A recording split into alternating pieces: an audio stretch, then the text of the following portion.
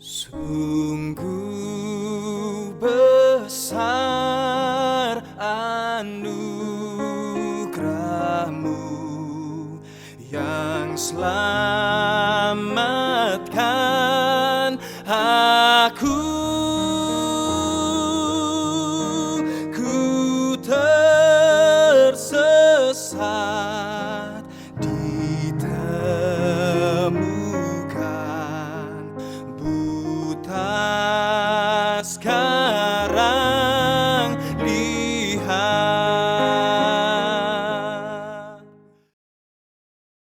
Selamat malam para calon warga Kerajaan Allah dimanapun Anda berada. Salam sejahtera buat kita semua. Selamat malam tentunya khususnya bagi mereka yang ada di Indonesia. Inilah renungan malam penghantar tidur. Terima kasih Saudari Maya Ngantung untuk idenya. Renungan malam sebelum tidur. Topiknya saat ini adalah sebuah pertanyaan. Adakah kebahagiaan dalam penyesalan? Pemerintah memperingatkan, terapkan social distancing. Jangan dulu berkumpul untuk sementara dan tinggallah di rumah demi memutus penyebaran COVID-19.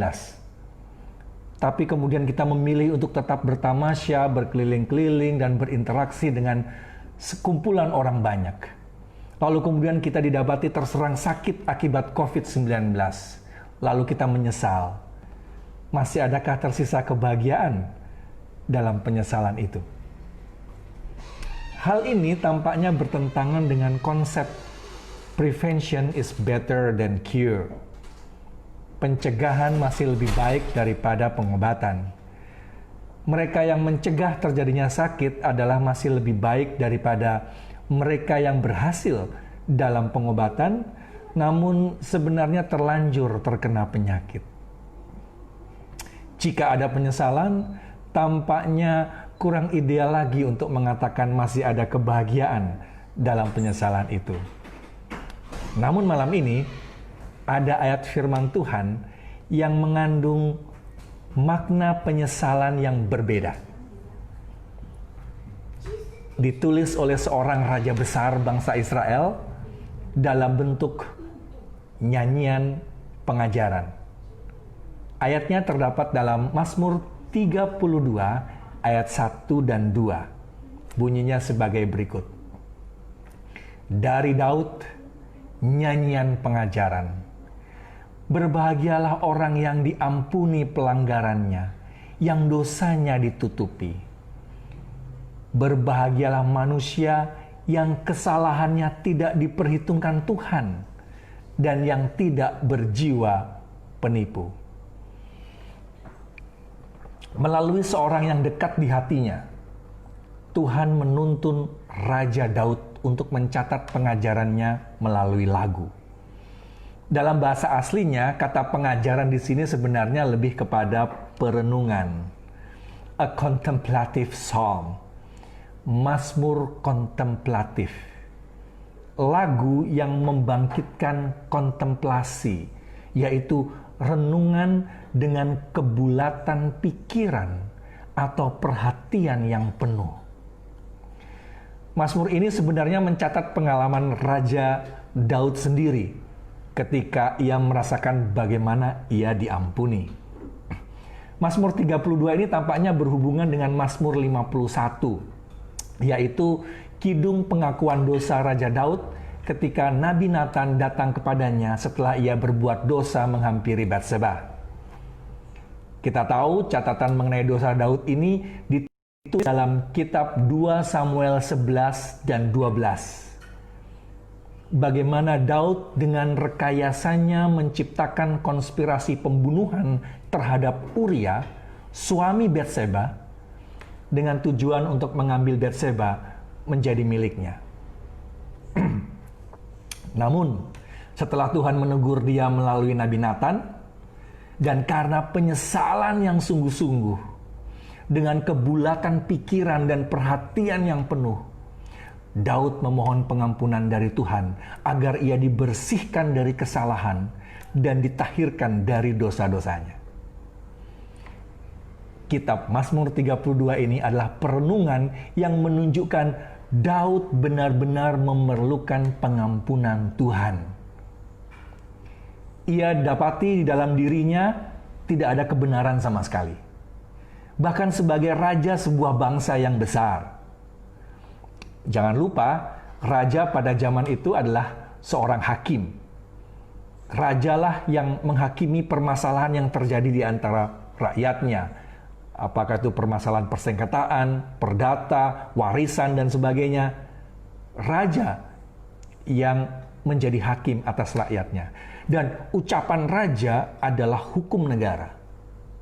Sehingga kepada seorang raja zaman itu dituntut keadilan dan kebenaran dalam setiap perkataan, dalam setiap keputusan, dan dalam setiap tindakannya.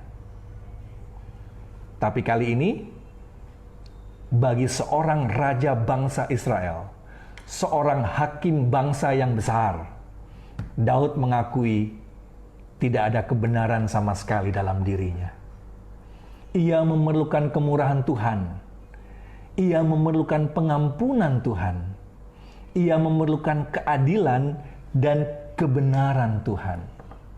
Pendek cerita, catatan penyesalan Raja Daud ini berakhir dengan pengampunan yang diberikan oleh Tuhan kepadanya. Oh, betapa bahagianya Daud ketika ia tahu bahwa ia diampuni. Kebahagiaan yang meluap-luap itu dia tuangkan dalam syair dan lagu. Berbahagialah orang yang diampuni pelanggarannya, yang dosanya ditutupi. Berbahagialah manusia yang kesalahannya tidak diperhitungkan Tuhan.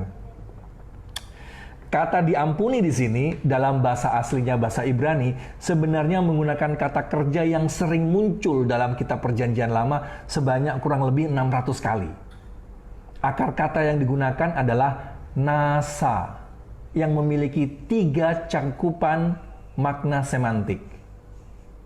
Yang pertama adalah diampuni di sini artinya to lift, diangkat, mengangkat. Bentuk pasifnya adalah diangkat. Yang kedua adalah to bear atau to carry, memanggul, memikul, menanggung.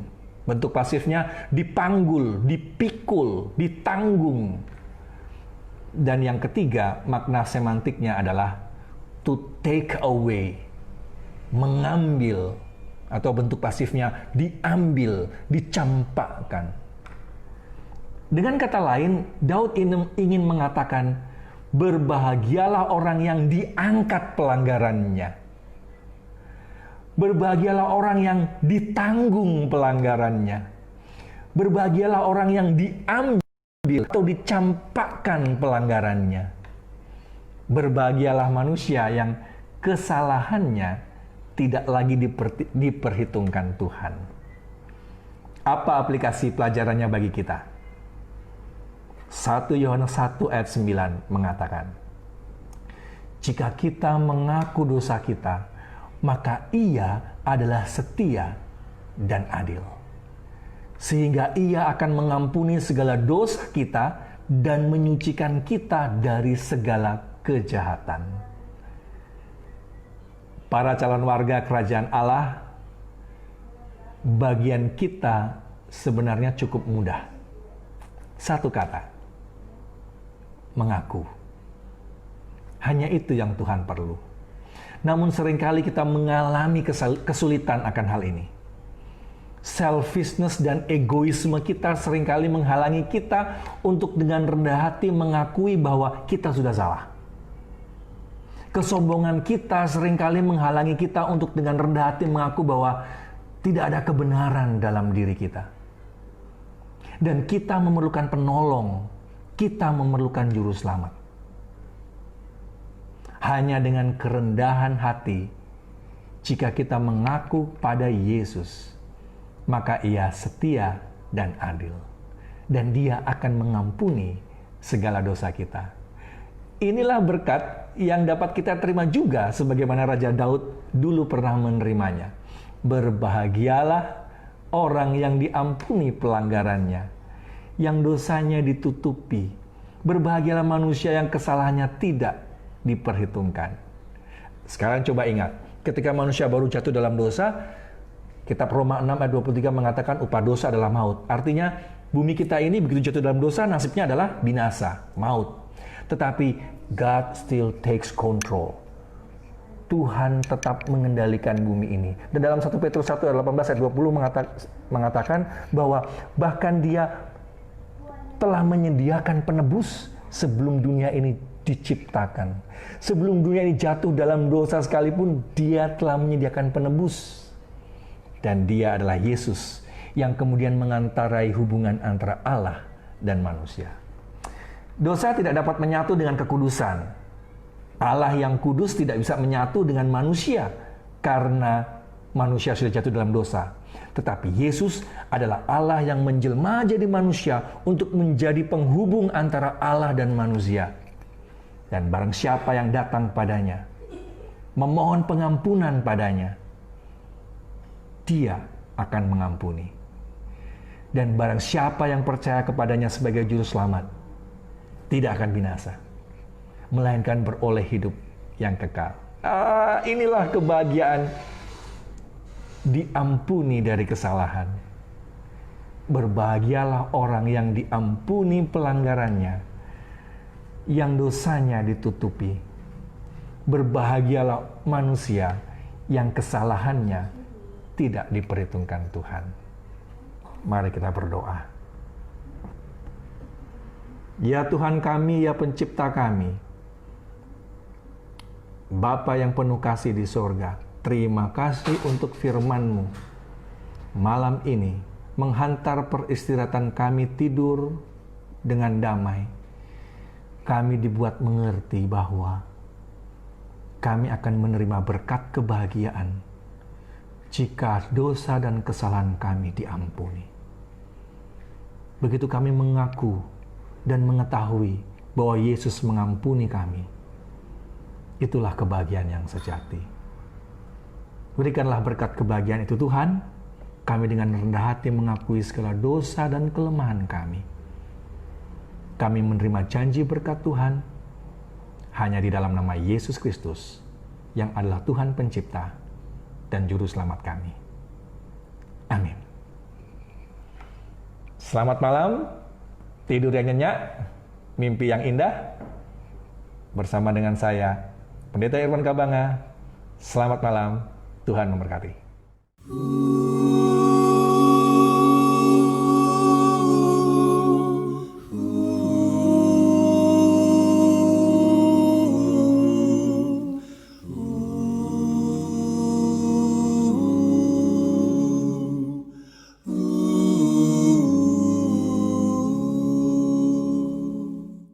Lebih kasih Tuhan